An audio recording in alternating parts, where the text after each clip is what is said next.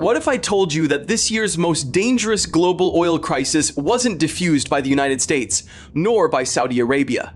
Instead, China single-handedly kept it from blowing up. Would you believe it? As US-Iran tensions flared up, shipping through the Strait of Hormuz, the world's critical oil choke point got disrupted. Oil prices rocketed all the way to $157.6 per barrel, and institutions across the globe warned of an incoming global recession. For decades, the market playbook was clear. As the world's largest crude oil importer, China would rush to buy oil in bulk, driving prices even higher. But this time, China took the complete opposite approach, shocking energy experts and Wall Street traders across the West. Today, we break down this landmark geopolitical contest, reshaping a century-old energy order, and unpack China's unique fourth oil reserve that no Western country possesses. Let's set the stage so you understand just how significant this move really is. The Strait of Hormuz is the lifeblood of the modern global economy. Roughly 1/5 of the world's crude oil flows through this single passage.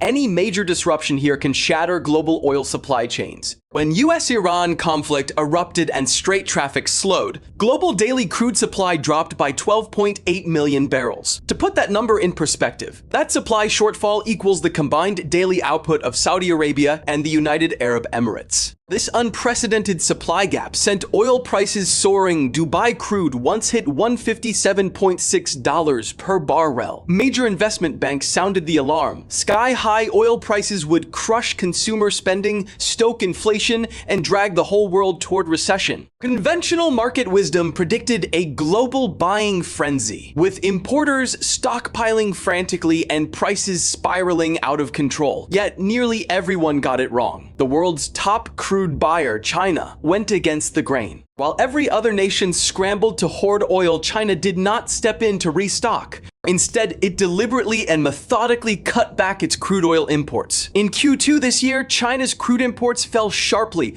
June import volumes sank to multi-year lows, as China intentionally pulled back global crude demand. This counterintuitive move represented highly targeted macroeconomic management. Market outcomes defied every bullish oil forecast. According to JP Morgan, China's voluntary demand reduction accounted for 3/4 of the total global demand drop during this crisis. That demand contraction offset the supply loss from the Strait of Hormuz, capped the extreme spike in Brent crude, and prevented oil markets from total chaos. Few people realize the whole world benefited. China avoided extreme high oil price damage. Western energy markets and heavy oil importers such as India were also shielded from catastrophic inflation. In short, by adjusting its domestic demand profile, China helped contain a potentially world-shaking oil shock. Many viewers might assume this was nothing more than short-term risk-averse purchasing. However, deep analyses from Wall Street and the Oxford Institute for Energy Studies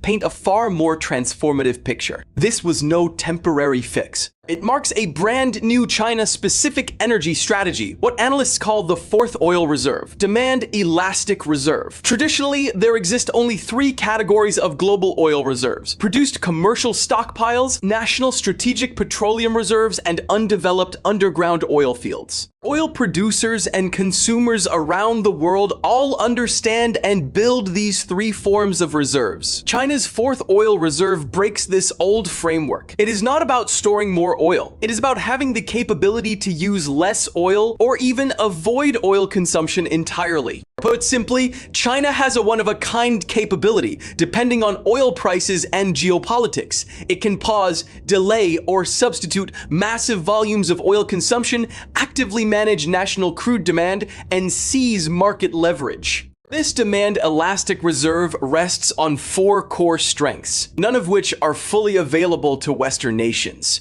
Japan or South Korea. Let's go through them one by one. First, highly flexible refinery capacity. When crises hit and oil prices surge, China can dial down nationwide refinery operating rates, selectively cut non-essential chemical exports, and prioritize stable domestic supply for daily necessities and essential consumption. That gives enormous policy room. In contrast, Japanese and South Korean refineries are fully tied to export-driven profit motives. They lack buffers to voluntarily cut output or curb demand. When oil prices spike, they can only absorb higher costs passively with zero policy flexibility. Second, the world's only fully commercialized complete coal chemical industry chain. This is China's exclusive industrial moat. When global oil prices sit below $80 per barrel, petrochemicals hold a cost advantage and coal chemical output scales back appropriately. Once oil prices jump above $80 per barrel, domestic coal to liquids and coal chemical facilities ramp up to full capacity. Domestic coal resources replace large-scale oil usage to manufacture chemicals and industrial goods. The higher oil prices climb, the stronger China's oil substitution capacity becomes, offsetting expensive crude imports. Third, diversified overland energy corridors, reducing reliance on seaborne shipping. Most countries rely heavily on tanker traffic and the Strait of Hormuz for oil imports. China has built stable crude oil pipelines with Russia and Kazakhstan,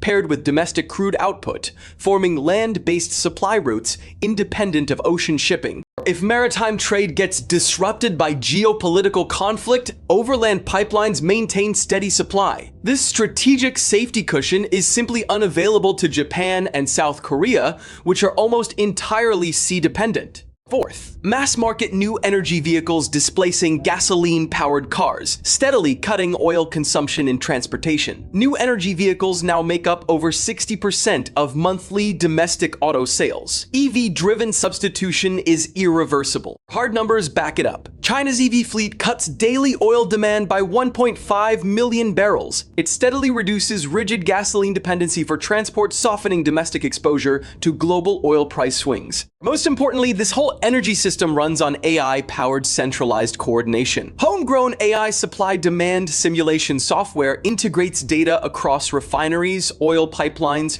coal chemical complexes, logistics networks, and industrial energy usage. It calculates and adjusts national energy loads, supply-demand balances, and export volumes in real time. Wall Street and foreign analysts can no longer reliably forecast China's actual oil consumption or buying patterns. This undermines the core logic behind speculative oil price trading. Once you grasp this system, you understand the true strategic weight behind this energy showdown. For a century, global oil markets operated on a simple rule. Oil producers controlled spare supply capacity. By adjusting output, they manipulated prices and held sway over the global economy. Oil importing nations could only passively live with price volatility, possessing almost no negotiating power. China has broken that century-old rule. Supported by the world's most complete industrial base, leading-edge energy transition progress, and AI-driven energy management, China has built unprecedented demand-side deterrents. Previously, supply set prices. Now demand adjustments can shift prices too. This round of import cuts and price suppression is far more than short-term risk avoidance. It is a public strategic demonstration. It tells the world China's energy security no longer hinges purely on stockpiling oil, no longer depends solely on sea lanes, and no longer yields passively to global geopolitical shifts. True energy security comes from diversified risk-resilient systems, flexible demand elasticity, and full-stack industrial self-reliance. Modern-era energy competition is no longer just about who produces more oil or stockpiles more barrels. It is about who can control demand, set the rules, and withstand systemic global shocks. Looking ahead, as new energy rollout, coal chemical industries, and AI-driven energy optimization keep advancing, the strategic weight of this fourth oil reserve will keep growing. So here is the question: do you believe the traditional global oil hegemony will gradually unravel? Could this demand-side deterrence become a central weapon in great power competition? Drop your thoughtful opinion in the comments. I read every single one. If you enjoy deep macro breakdowns and global geopolitical finance, hit like, subscribe, and turn on notifications. I will bring you more deep dives into hidden context reshaping our world.